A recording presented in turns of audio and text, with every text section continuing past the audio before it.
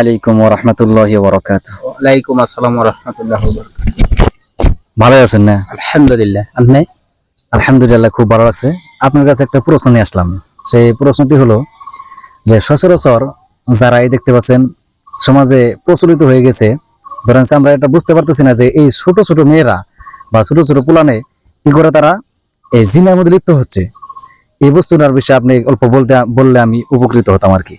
দেখুন, বর্তমান সমাজে ছোট 10 বছর, 9 বছর, 13 বছর, 12 বছর এই ধরনের পোলাহান গুনে প্রেম ভালোবাসার নামে যিনি জড়িত হইতেছে, মূল দায় হইছে সরকার।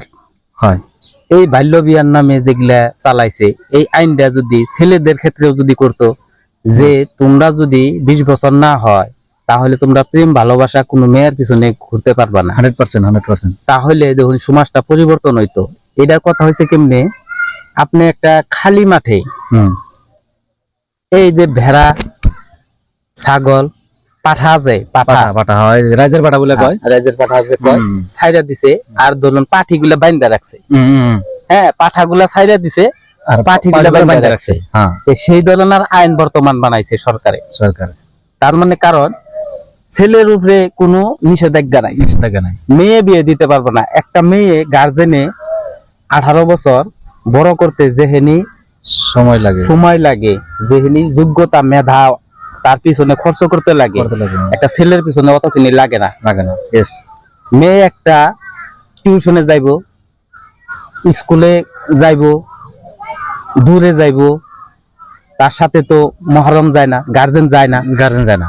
সেই মেয়েটা মাহরম যায়, ধরুন আধা ঘন্টা ক্লাস আছে, বাড়িতে আইতে আধা ঘন্টা, সেখানে 3 ঘন্টা যায়, গার্জেনও জিগায় না 3 ঘন্টা তুই কি করলি।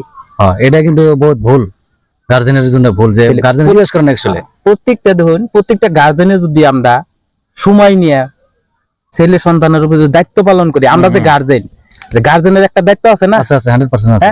খালি আমরা একটা পাইছি কি, বাপ মায়ের পায়ের নিচে সন্তানের জান্নাত বেহেশত, এই যে কথাটা, তাহলে বাপ মায়ের তো উপরে আল্লাহ একটা দায়িত্ব খরচ করে দিছে না। হ্যাঁ, তাহলে আমি কথা হানি আমার ছেলে সন্তানের উপরে, মেয়েদের উপরে দায়িত্ব পালন করার হারতাছি। এই মেয়েগুলার মোবাইলে একটা ভালো বস্তু আছে, খারাপ বস্তু আছে, কিন্তু ওর ব্রেন কোন ভালো কাজের মধ্যে প্রয়োগ করে মোবাইলে, সেই জ্ঞান বুদ্ধি না হওয়া পর্যন্ত মোবাইল ছেলে মেয়েদের দেন না কেনা। টিকটক ভিডিও দেখলে আশা হে ওরা মজা পায়, ওরা দেখবো। আপনি তার থেকে একটা ল্যাপটপ দেন, যাতে অন্য বস্তু দিকে না যেতে পারে। মোবাইল একটা যে কোনো জায়গায় নিয়ে আপনি যাইয়া দেখতে পারেন, ল্যাপটপ তো নিয়ে যেতে পারবে না। অনলাইনে যদি ক্লাস হয় ল্যাপটপে তো করা যাবো।